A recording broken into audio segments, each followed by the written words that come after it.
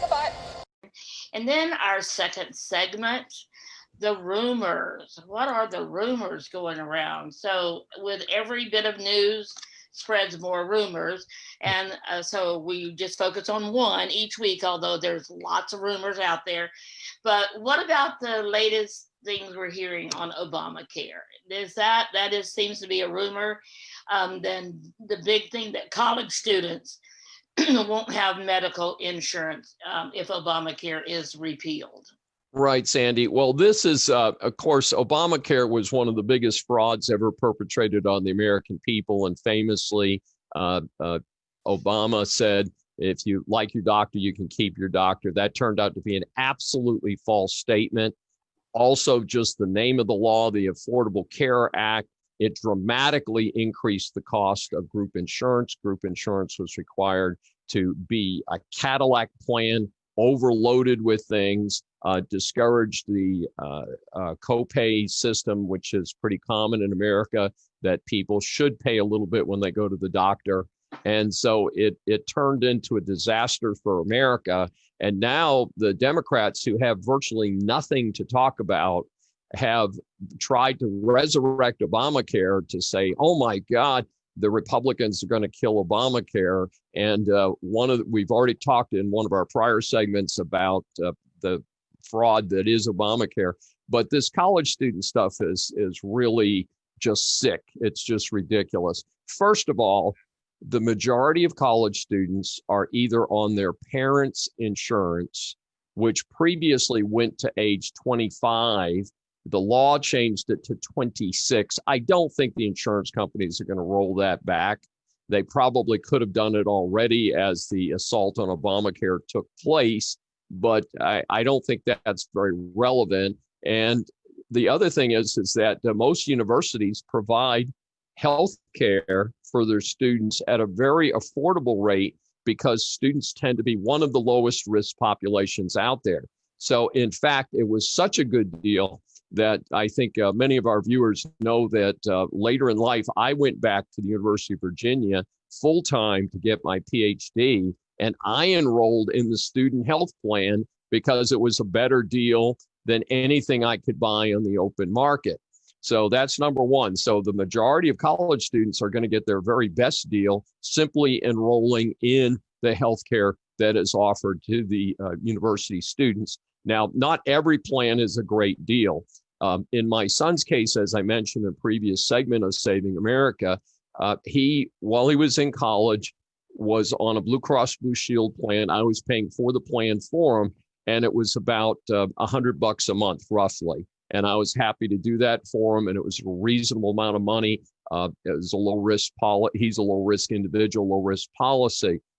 What happened is Obamacare was passed while my son was in college, and they canceled his insurance. In fact, the letter said that from Blue Cross Blue Shield. It said, hey, tough luck when your policy renewal comes up in October. It's been canceled because of Obamacare.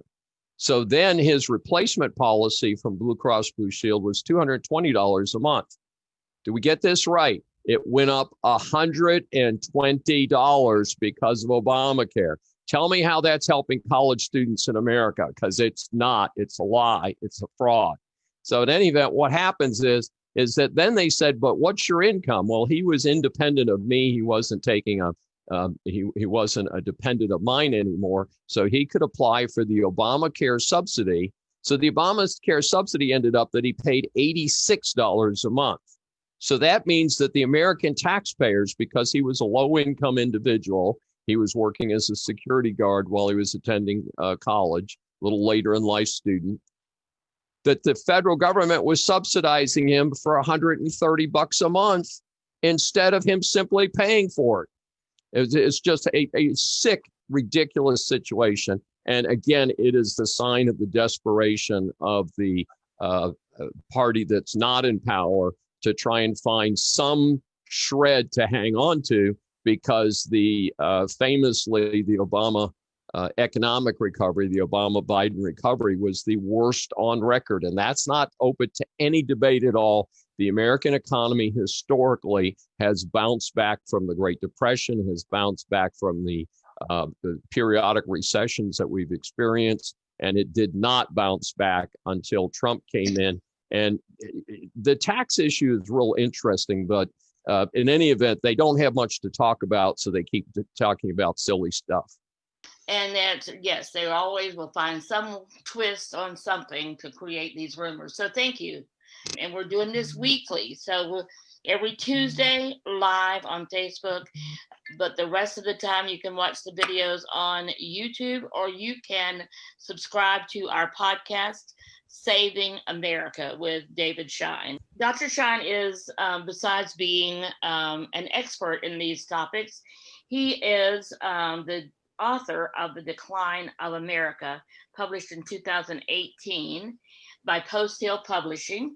And in this book, Dr. Schein looks at presidents from Woodrow Wilson to Barack Obama and analyzes, assesses their time in office and how they dealt with certain things like the economy, like pandemics.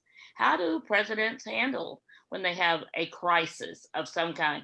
And most of them do. Most of them have some kind of crisis. So get this book, read it. Great research for before the election or after the election. Still a great time to do some research and see what's happened in this country for the last 100 years. And he is working on another book. We'll tell you about that as it gets closer. This book is available on Amazon, The Decline of America. Get the ebook or the print book mailed to you. So if you want a autographed copy of this book, then get in touch with Dr. Schein. He's here in Houston, Texas. He is the founder of the Claremont Management Group. So you can go to that website, ClaremontManagementGroup.com, and reach out to Dr. Schein and be in touch with him about the book or in response to any of the questions that he has addressed today on today's podcast. And Sandy, I wanted to mention quickly two things. We did record a special regarding the first debate, and that is about ready for prime time. Our staff has been cleaning that up, and so that'll be posted. Tomorrow night, Wednesday, will be the vice presidential debate between Mike Pence and Kamala Harris. I don't expect it to look anything at all like last week's mess between Biden and Trump. And so that'll be kind of interesting. We haven't decided yet if we're going to do a special edition on that or we'll just talk about it at next week's Saving America. So let's see what happens tomorrow night, and then we'll make a decision.